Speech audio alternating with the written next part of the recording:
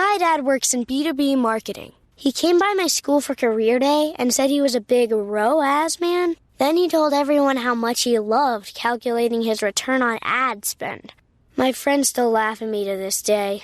Not everyone gets B2B, but with LinkedIn, you'll be able to reach people who do. Get $100 credit on your next ad campaign. Go to linkedin.com/results to claim your credit. That's linkedin.com/results. Terms and conditions apply. LinkedIn, the place to be, to be. Love, exciting and new. Hello, Hannah Waddingham here. Have you seen the fabulous new Sun Princess? World-class entertainment, exceptional dining, and the greatest pizza ever. It's a love. Don't miss our Come Aboard sale with up to 40% off and free room upgrades. Visit princess.com or call your travel advisor to book. Princess Cruises. Terms and restrictions apply. Offer ends 2/28/25. Ships of Bermudan and British Registry. Good night, itchy eyes. Good night, sudden sneeze. Good night to your symptoms of allergies. Xyzal is the allergy medicine you take before bed. It provides powerful relief while you rest your head. Not just all night, but all the next day. Xyzal keeps working, keeping allergies at bay. And without those annoying symptoms disturbing your rest, you can wake up the next morning feeling your absolute best. Remember, be wise all. Take Xyzal. At night.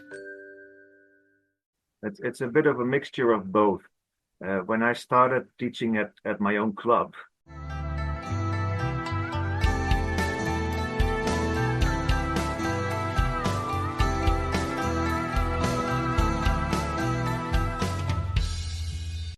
Hello, I'm your host, Les Bubka. Welcome to Anxious Black Belt, a podcast that focuses on karate, mental health, and everything in between.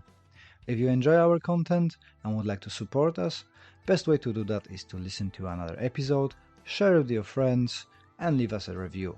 All this stuff helps the mysterious algorithm to introduce our podcast to new audience. Thank you for joining me, and let's listen to the episode. Michael, welcome to the show. Nice to catch up with you. And you're a busy man recently. You're doing lots of things for kids, elderly, and in the middle. How are you today? I'm very good today. Thank you, Les. And lovely to be here on your podcast. And yes, I've been doing a lot of things with karate for several groups. The main thing I do is teaching kids, but it has always been a wish of mine to also work with karate with the elderly and adults. And recently, I've been doing some pilot projects in my local community that may lead to that dream coming true. So I'm very happy about that. Awesome. Can we start from the beginning? How did you get into martial arts? Oh, yeah. I got into martial arts when I was 12. I'm 45 now, so I'm into karate for about 30 plus years now.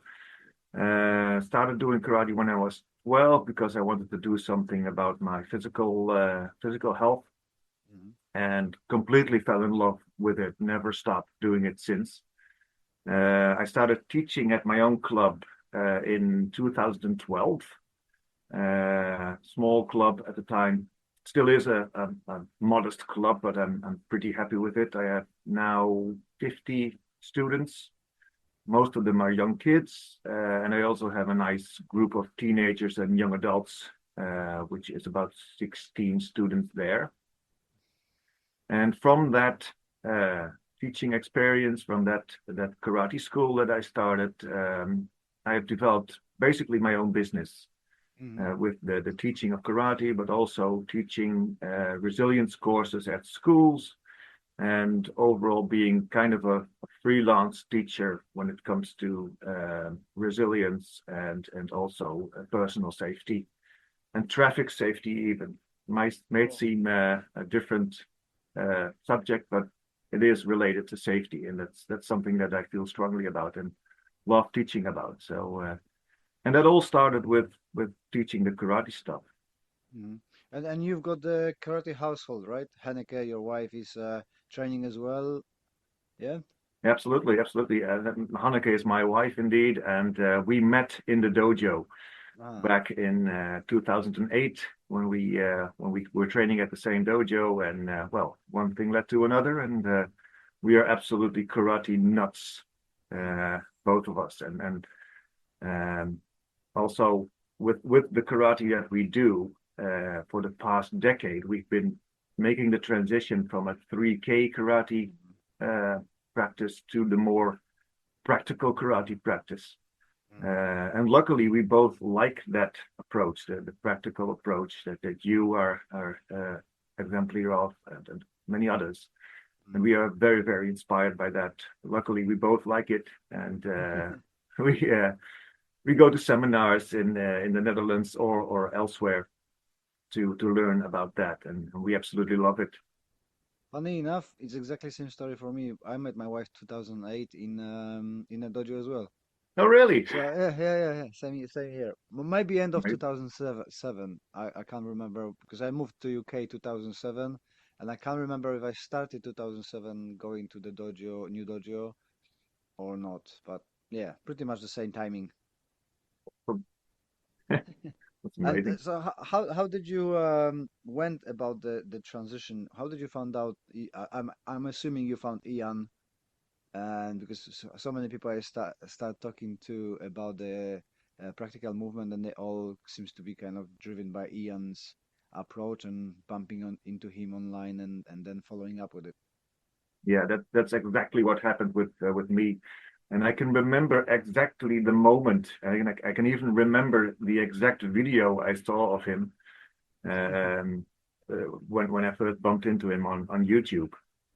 I was doing some research on bunkai because I had a grading coming up with the group that I'm in. This was 2013, I think, in somewhere October, November. And I was doing the research. I bumped into Ian demonstrating something from Seiunshin, Hmm. which is a kata that we practice. And I saw him do the application for the first moves, and it was immediately like, wow, this makes so much sense. Mm. And I can remember elbow bumping Hanneke. We were Hmm. sitting next to each other at fire in our house fireplace. And I showed her my laptop with the video, and I said, "This is the karate that I want to do," from the very first video, not knowing what it entails, Mm. other than what I saw at that time. But I was immediately enthusiastic about that.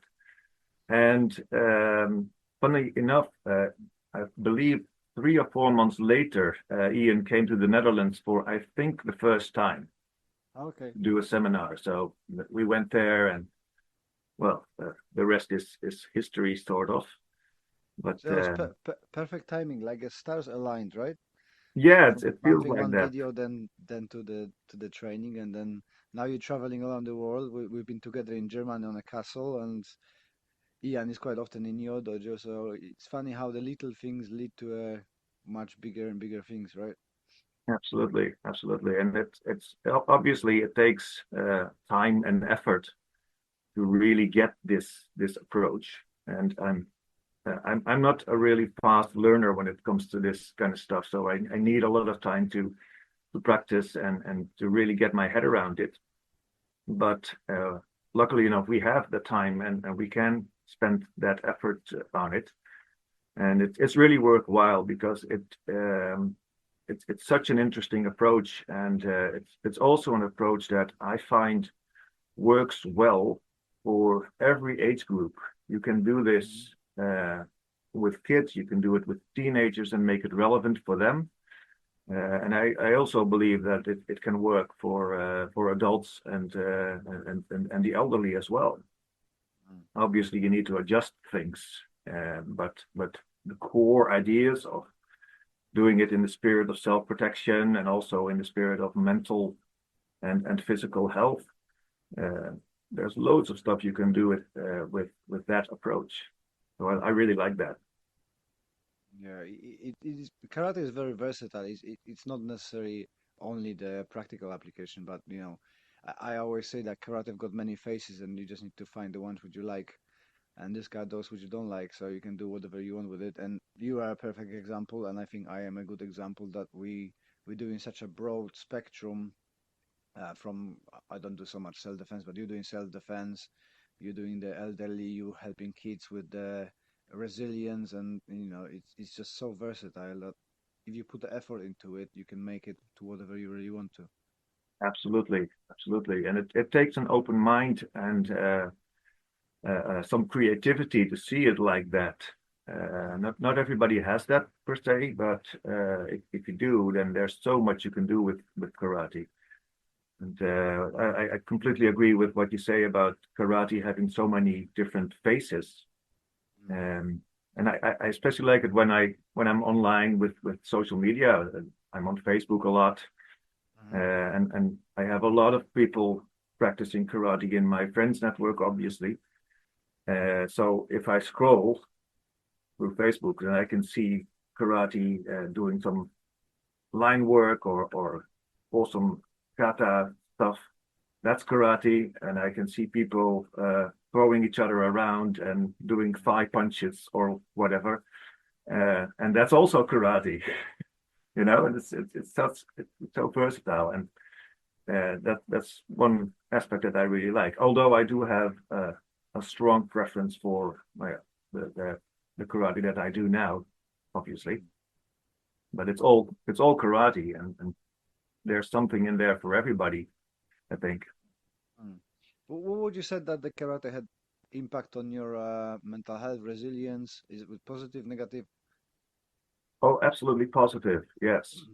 I think when I started as a 12-year-old, I was definitely having self-esteem issues. Still have up to a point, but karate is really helping. And I think the main lesson I learned from karate was when I was trying to achieve my shodan, my first black belt. I kept failing the tests within the federation I'm in. I was about 16 or 17 years old when I first tried, and I failed 4 times. I only passed after 5 attempts, which is not quite common. But what that experience learned me is that I can pull through those kind of experience, those kind of disappointments, won't stop me from keeping going, keep practicing, and just try to reach that goal at some other time. So that's a very important lesson that karate has taught me, and one that I still use, for instance, in my business, because I know now that things will fail, but it doesn't mean you have to give up immediately. You just have to keep trying and try something else maybe. So that's an important lesson that karate has taught me, which is it's all in here, right? It's not something physical. It's all a mental lesson that karate has taught me. How did the idea with a little booklets? I don't remember, we've talked about it in German a couple of years ago. I'm not sure if you have done the English versions of it, but you done like an interesting kind of animated or illustrated, I should rather say, a booklet for kids with you said crossing the roads and some other applications of kind of self-awareness, self-protection. Can you tell us about that? Yes, I'm trying to think what exactly it is you mean, because I've been making a lot of stuff in the past few years. Tell us all about it. Well, This is interesting concept. One of the products that I made about 5 years ago, it was in the COVID era, was a game. It's called Quartets. I don't think it's very popular in English-speaking nations, but it's quite a common little game for kids here in the Netherlands. It's a card game, and they have to collect cards of the same category. And usually, the themes of those card games can be anything. Especially when it's for kids, then probably could be about animals or sports or whatever. But I decided to make it into a game about resilience, and it gives them short little phrases that they can use in all kinds of social interaction. Let's say if you want to express a boundary, then that set of cards gives you four short sentences to set a boundary. For instance, if you want to say no to friends, let's say a friend asks you to do something and you don't feel well with it, what can you say? And in Dutch, if you translate the title of the game, it would be "What do you say? That's what you say." Okay. That's the name of the game. And it works quite well. I've been giving it away for free as a product that people can print out for themselves and then cut out the cards and play the game. And I also have been making the card games as a physical product that I sell. And it sells quite well. It's been sold hundreds of times. I've lost track maybe. That's been being used in schools and in child therapy practices, all kinds of stuff that I didn't really had in mind when I made it. But it seems to be really helpful for lots of people, and that is probably the one product that has the most impact out of all the stuff that I do, because it's other professionals using it, helping other kids that I don't even see or know, right? So that's quite a big project of mine. But the funny thing is that it still does relate to karate in a sense, because what I'm doing with the cards is something that we also do in kata. If you think about kata, the kata gives us a representative example of something that works. Yep. And the cards do exactly the same thing.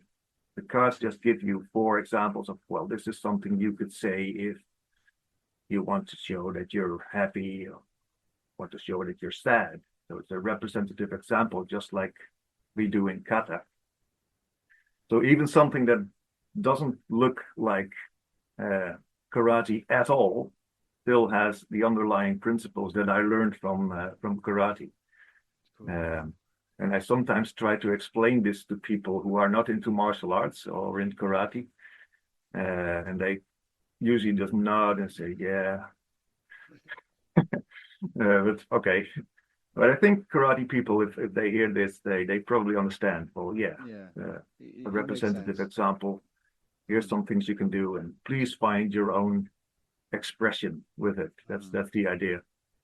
It is very interesting how sometimes things that you had a purpose for it find a niche somewhere else doing something else. I was listening about a product development, like an ebook, and one of the best examples was like your cards, is the band with the headphones built in it, and the creator wanted for runners, but it's a super big hit for a calming autistic children. They tweeted, and he said, I never thought that's gonna be the thing, but he's selling hundreds of thousands of them for a specific that niche. So they had to make more colorful ones with the characters on it and stuff like that. But he never come to him that it might be helpful to people. He just wanted to have something comfortable when he runs. Yeah, and it seems to be a similar thing happening with your cards, right? Absolutely. I sometimes get feedback from people who use it, and they say, I use it for this target audience, or I use it in this specific way that works for me. And 9 out of 10 times I think, wow, I never would have thought that. It's exactly the same thing with the headbands. And I love that, because I think what that has taught me is that if you have an idea like that, the best thing you can do is just follow through with it. Just get it out there without knowing exactly what it'll do or who it will help. But you have to get it into the world, and people will will benefit from it, probably in ways that you cannot even imagine. And sometimes when I'm in a bit of a low spot with motivation or in inspiration, then that's one of the thoughts that really helps me to pick up again and keep going. I end up in a very similar situation, but not with the product, but with service. So as you know, I teach elderly meditation and stuff, and our local council booked me for 2 projects for a year, but I think they thought something else than I did. So they booked me on the meditation. I turned up for classes. I asked for a test class because there was a group already done, and they didn't want a meditation. They wanted exercises. So, so I end up teaching now people to do resistance bands instead of karate. But it's the same principle, like physical health, strong and caring. If you're stronger, you can help other people. And same thing. Luckily, I'm a personal trainer as well, so it doesn't clashes that something I cannot do. So, okay, we just adjusted, and I sneaking in karate moves in there for them anyway. So, but we don't call it karate. But like you said, it's never if you start something, you never know where it's gonna take you. And I think lots of people um, resist the flow. So they've got the one image, like, I want to teach that group and I will do everything, instead of opening up and allowing the life to take you wherever you need to. I never planned to work with elderly, but now I'm working with about 60 elderly people a week, Wow. having fun and really enjoying it. So That's great. Yes. I was listening to your earlier podcast in which you gave an overview of the current projects you're doing. yeah. And it's just absolutely amazing. And Yeah, and it's just allowing things working in the background, and don't worry. Like you said, you just don't know. Don't put yourself down. Just throw it out there and see what happens. If it doesn't happen with it, it would be exactly the same if you didn't throw it out there, right? that's You it. don't lose. You don't lose anything. Yeah, and it's always worth the effort, I think. So how did you get into the working with elderly? I know that we've been talking a lot about your project and your plans, but how did you come up with it? Is it something you always wanted to do, or is it something that you kind of observed, maybe see me other people Tai Chi, and thought, oh, that would be something that suits me? It's a bit of a mixture of both. When I started teaching at my own club, I immediately had the aspiration to have an adult group and possibly even a group especially for the elderly.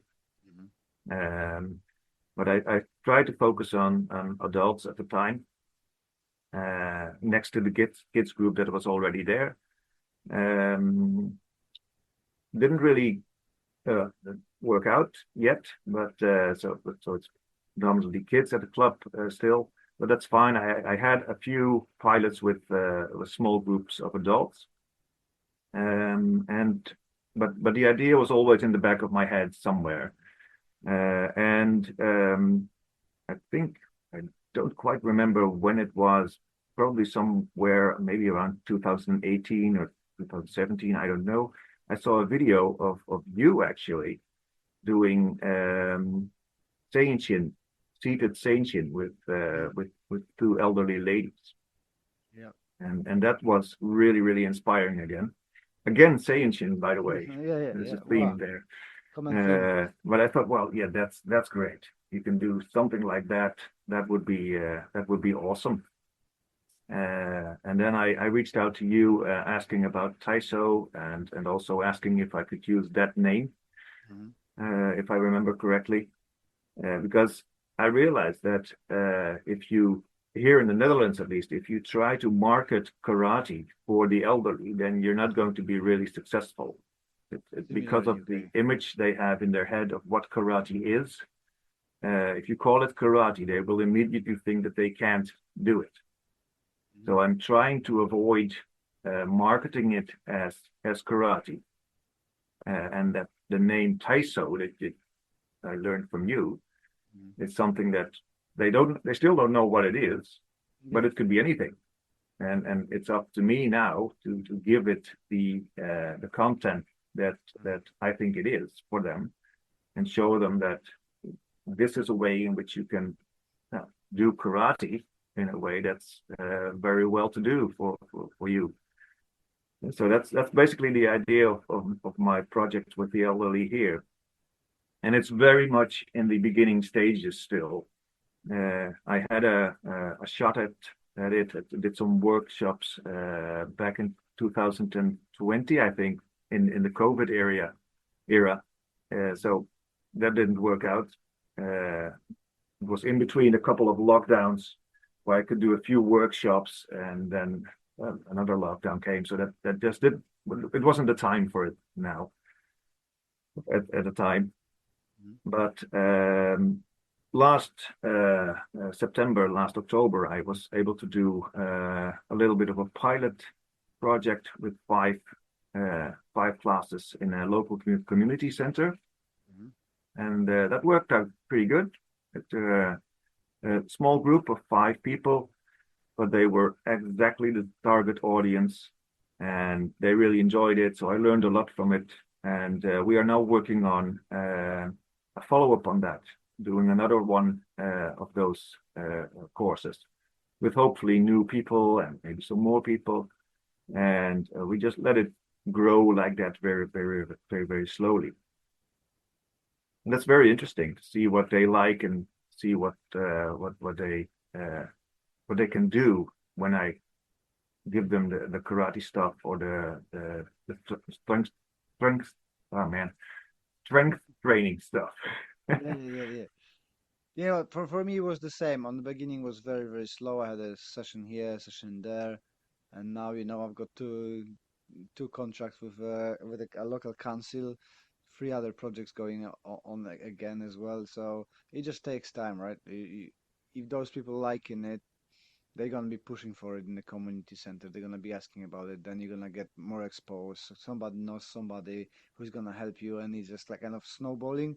One of my friends, Matt Jardine, he told me once that it's like doing a snowball up the hill. At some point, it's harder and harder and harder, but you've got that tipping point when then it goes on its own, and it's just propel itself and grows and grows, and that's what I'm finding happening for me now. I hope I reached that peak, and now it's going down the hill and it's starting to get momentum, because things that I wasn't aware of suddenly materializing from nowhere. Somebody said to somebody, and they've been interested. Like at the moment we are. I've been told that I'm going to be contacted from somebody from our National Health Service. But till it's not gonna happen, it's in the air, so I don't get too excited about things like that and try to not say too many things and just let it work in the background. Yeah, that's exactly it. And yeah, well, you are a prime example of what can happen if you just keep going and keep giving that to the world, right? Because people in your area, they are absolutely convinced of how valuable it is for their health and their mental and their physical condition. And that's awesome. Yeah, the difficult thing is for me, again, as you said on the very beginning, that we putting ourselves down and trying to stop ourselves from doing things, and till it takes a lot of effort to realize and promote it and see it as a valuable asset to the community. So I still struggle with that kind of mentally in my own. I'm not a salesperson, and going there and saying and promoting, this is great for you, it feels like a sales speech, and doesn't sit with me well. But if somebody catches me off guard and we just start talking, there's no problem. But if I have to go and actively do it, it's just like, ugh. Yeah, I can totally relate. I've been into marketing and communication. That was my actual profession, if you like. So okay, it might be a bit easier but the pure sales stuff, especially the cold sales, when you don't really have a relationship with anybody and you're trying to give your pitch, that's really hard. But I think it really helps if you're talking about something that you're very passionate about and that you're convinced has that inherent value for people. And I think people pick up on the passion with which you can tell about it. And let yourself go and sometimes and don't think about I'm selling something. I'm just let's just have a chat about stuff. That's it. That's it. It's a matter of framing it in your own head. I think. Hmm.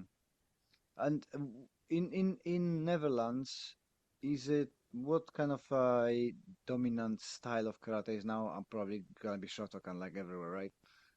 Yeah, yeah. I think Shotokan is one of the bigger styles, along with the Kyokushinkai style. Uh, if you look at the karate in the Netherlands, we have one large organization, which is the official uh, Dutch Karate-do Federation. I'm part of that. And within that federation, there are different style groups. I think Shotokan, Shotokan also is very split up. I think there are 3 or 4 Shotokan uh, groups within the federation, and there are 3 or 4 Kyokushinkai groups within the federation, 2 Shitoryu groups, of which I'm part of one. Wado Ryu is also very well represented within the federation. So I think it's quite evenly spread out. And the Shitoryu branches where I'm part of are definitely small. And we also have Goju Ryu in the Netherlands, but that's more of a separate organization. I think it's now called the TOGKF. But they're also in some way related to the federation as well. So yeah, it's a mixture of loads of styles here in the Netherlands, and what style you do basically just depends on where you live. Because back where I live, there's very little Shotokan where I live. Okay. Kyokushinkai was very present where I live, and so it's a bit of a geography kind of thing sometimes. Now, how does that work with the one umbrella organization? I'm asking because we had a very similar in Poland up to early 2000, I think, and then it all fell apart because they found out there was so many weird and dodgy stuff happening at the top that the power games and politics ruined everything. How is that working for Netherlands? I mean, all the different styles within one organization? Yeah, within one organization, because everybody's pulling their own. Kyokushin's got a completely different rule set and interest than Shotokan and Shintoryu and Goju-Ryu. How they managed to get it all together? Yeah, well, what we see in the past couple of years is that there is lots of style groups within the federation that do their own thing up to a certain extent. So let's say, for instance, if we take the Shitoryu branches, that's where I'm part of. There are 2 that have their own kind of lineage, but they also have their own grading program approved by the federation. So they basically just do their own thing within that federation. It goes for all the style groups. So there's some autonomy there for each group. So they're not in each other's way like that very much. And yeah, as for the rest of it, this federation is very much a karate sports federation, which is fine. And when it comes to the rules of the competition and all, they adhere to the WPF stuff, and they all do that. So style is not an issue there. So I think that's one of the things that makes it work. There's the overall sports approach, which is WKF, and there's room for autonomy and their own grading programs, for instance, for each and every style group. What was the, how to say it properly? When you started doing your practical karate, what was the view of your group about it? Were they like, okay, you want to do that, or there was some resistance? There wasn't resistance. They were quite fine with it. And up until today, I still have those two things existing next to each other. Um, and what I like to call it is in English it would be called gray space, the gray space. Great And area. I'm not sure if that makes sense, but Yeah. Gray area. gray area, yeah. So I like to use the gray area to do the practical stuff where I can within the group that I'm in. And they know me. They know I like this, so they have quite a tolerance for it without necessarily wanting to do what I do um, themselves. Although I do try to motivate them to give it a go, but they know me. So they know that I come up with other bunkai drills than most people. And so far things have been doing all right. And so that's fine for now. How long did it take you to, you said you're a slow learner, but how long did it take you to kind of move away from a 3K and actually feel quite comfortable with the practical applications and have you done your own syllabus? Well, that's quite a recent project, actually. And it's been 10 years since I've been diving into the practical stuff. And I think for the past 5 years, for my own practice, I'm starting to get the hang of it. And for my teaching, it's been an ongoing process for a couple of years. And I just had a WCA syllabus approved last November, which I'm very happy about, because now I can do my gradings according to that practical syllabus. Up until now, up until last year, I would do the gradings of my school together with another school that I'm affiliated to. That's the school where I used to train myself, and I still train there. But we found that over the years, the grading, the Q grading, it got more and more difficult for me to deal with those. It's not bad for a 3K grading, but it doesn't work if you want to do some more practical stuff also in your grading.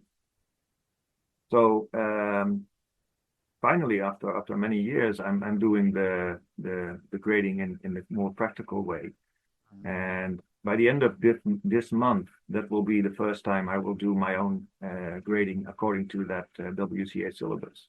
So that's quite a step for me. Cool. Is that not is creating a conflict with the main organization?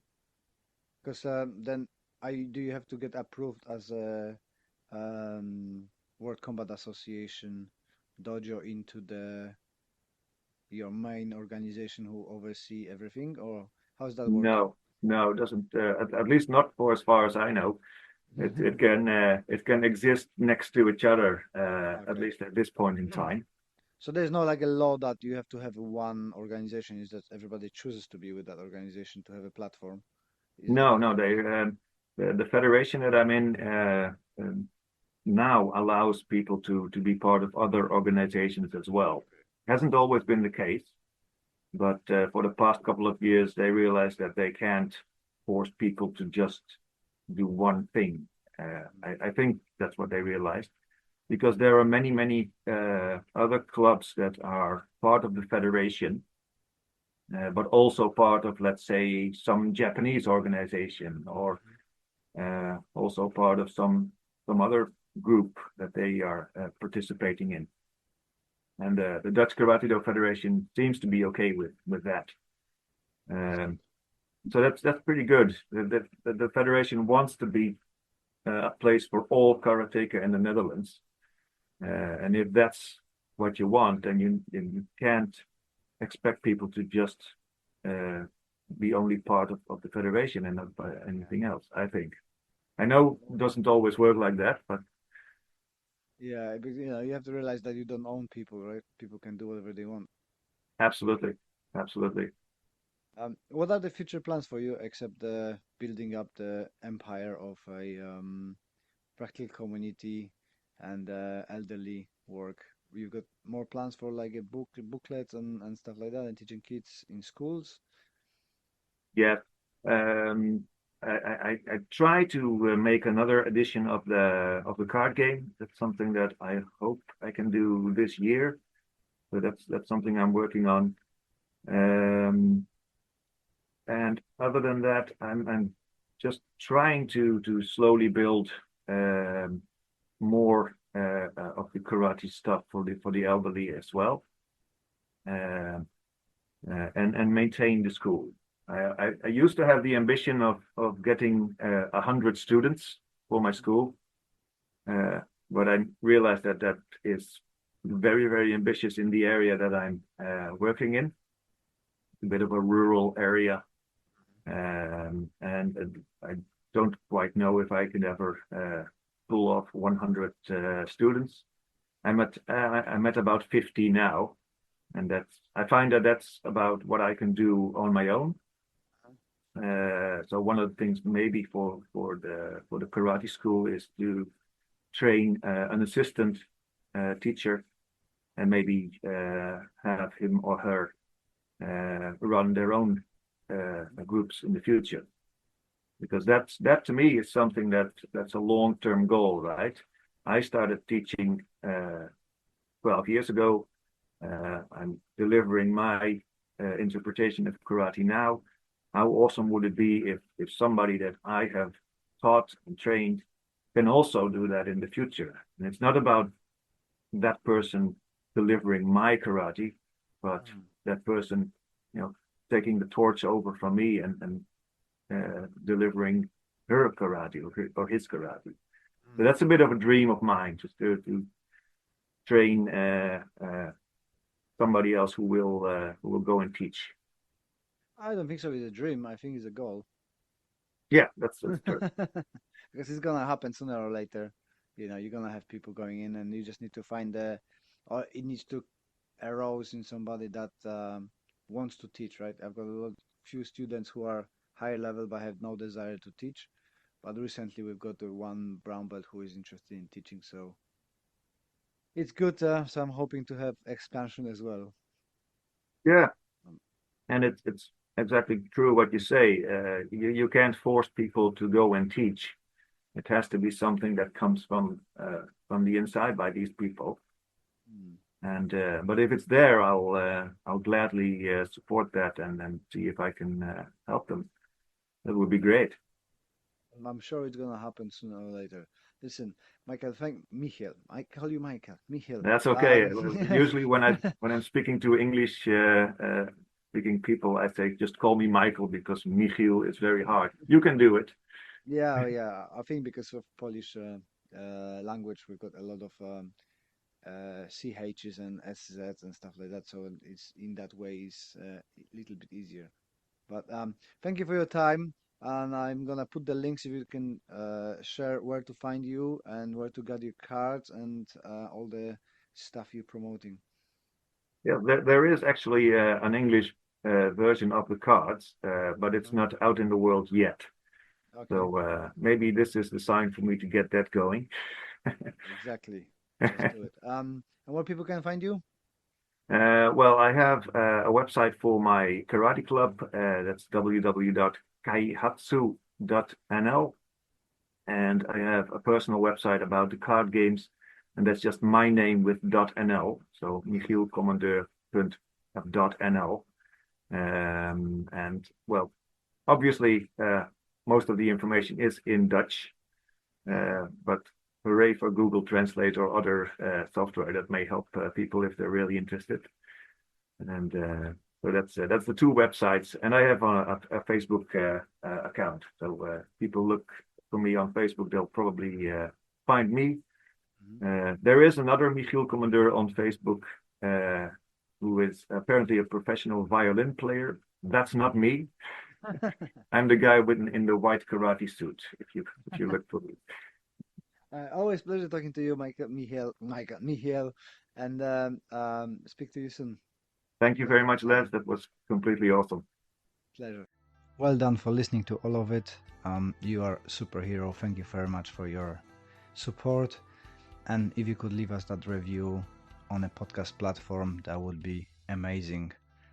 I appreciate your time, appreciate your support, and I wish you all the best until the next one. This podcast is part of the Sports Social Podcast Network.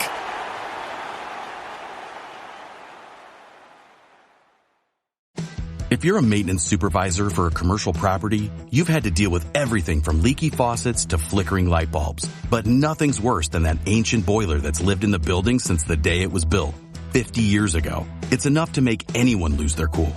That's where Grainger comes in. With industrial-grade products and dependable fast delivery, Grainger can help with any challenge, from worn-out components to everyday necessities. Call, click Grainger.com, or just stop by. Grainger, for the ones who get it done.